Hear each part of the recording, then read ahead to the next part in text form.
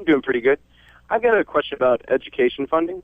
I understand that the first year you took office, there's about $1 billion in federal stimulus money that dried up, which used to go towards education. Is that right? That's correct. Well, here's my question is, everyone knew that money was drying up. It wasn't a surprise. Why did we not backfill that and try to restore the cuts that we knew were coming? And instead, we gave a big tax cut to business, and we could have given it towards education. Well, let's walk through the history there. Is actually my predecessor, the prior administration, the prior government, cut state education funding.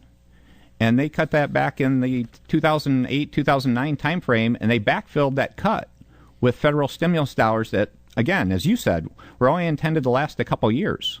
So that was a problem created before that hole was going to come. So the way I view it is we tried to do the best. Again, I had an overall $1.5 billion deficit to deal with.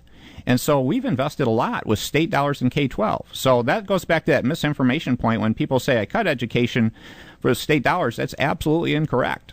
We've been investing over $1 billion in the first 3 years, $1 billion more in this last budget year.